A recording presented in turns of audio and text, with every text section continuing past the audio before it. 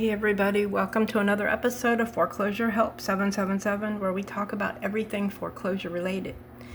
Okay, today we're going to give an update to Sabrina Koehler's case. She's out of Missouri. I know we've talked about many of her motions in previous videos, so we're going to talk about what's going on right now with her case. Now, if you go all the way back to the beginning of her situation, on October 23rd of 2023 is when she filed her complaint in federal court against New American Funding, or Broker Solutions doing business as New American Funding. And what happened was it went through the courts. They filed a motion to dismiss. She filed an opposition to motion to dismiss. And at the end of the day, if you go all the way to the bottom, on July of 2024, they ordered a dismissal of her case.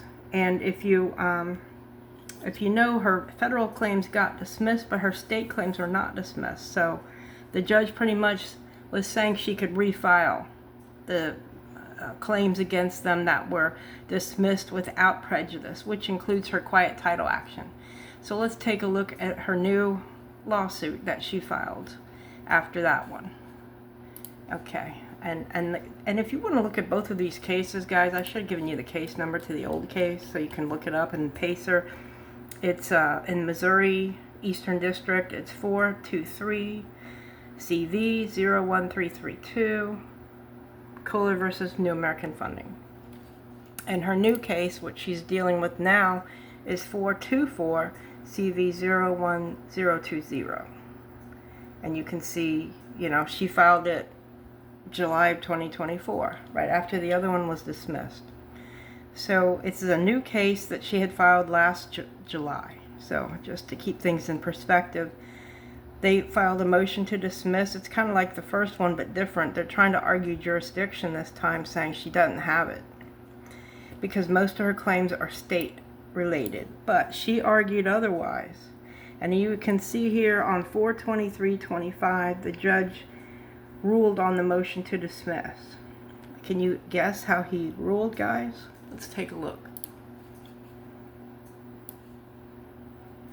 Okay, so this was a ruling, a memorandum and order by the judge that is saying that, and we won't go through all of it because it's pretty lengthy, but the important parts we'll go over. They're saying that this motion is fully briefed and ready for disposition. For the reasons stated herein, the motion will be denied, meaning their motion to dismiss her complaint is going to be denied. Their argument of it doesn't have subject matter jurisdiction failed. Okay, so if you can see it, if you go towards the end of this, it'll explain it in one paragraph.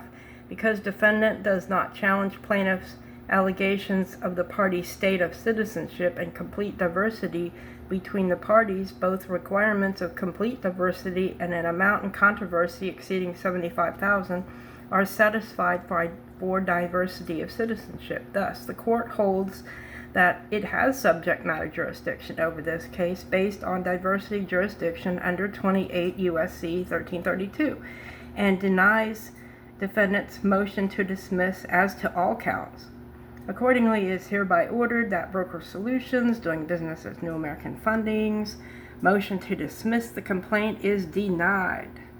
And that is what we want. We want their motions to dismiss to be denied so that we can move forward with discovery and trial and get them for all the fraud they're committing on us, guys.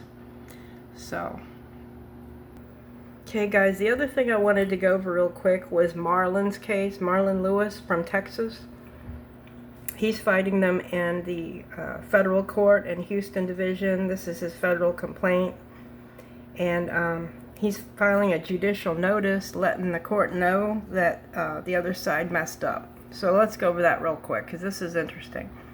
And it's something everybody should learn.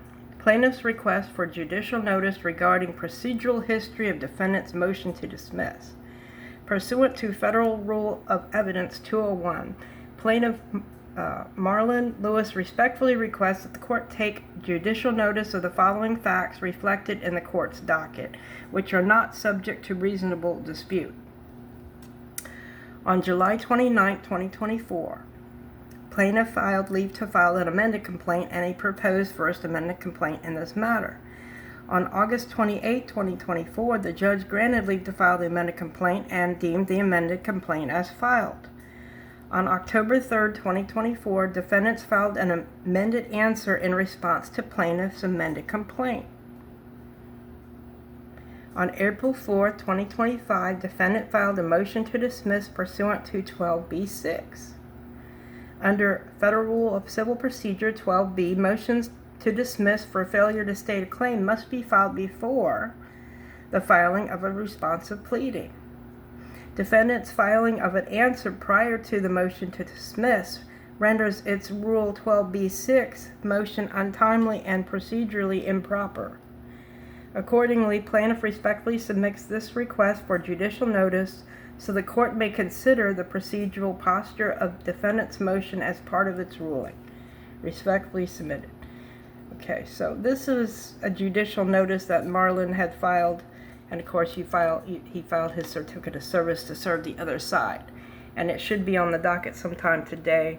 And basically what he's doing is letting the judge kind of know as a reminder that they didn't follow their own civil procedure rules. You cannot file a motion to dismiss under Rule 12b-6 after you filed an answer to the complaint. You just can't do that. You have to do it the other way around, if you know what I mean. And if you didn't know this is something you learned today. If you're suing the bank and they file an answer and then later on they try to file a motion to dismiss, they're not allowed to do that. So, interesting observation here. You can also see it in the docket history of Marlon's complaint. Okay guys, so Marlon's case is actually in the Southern District of Texas, Houston Division. If you look it up in PACER, his case number is 424CV02727, and you can see his history here. You can see that the dates and what was going on here. You see he filed his amended answer, as you can see here, on 10/3/24, and then you can see that keep going down, you'll see where order granting motion for leave to file the excess page for motion to dismiss. Let's see here.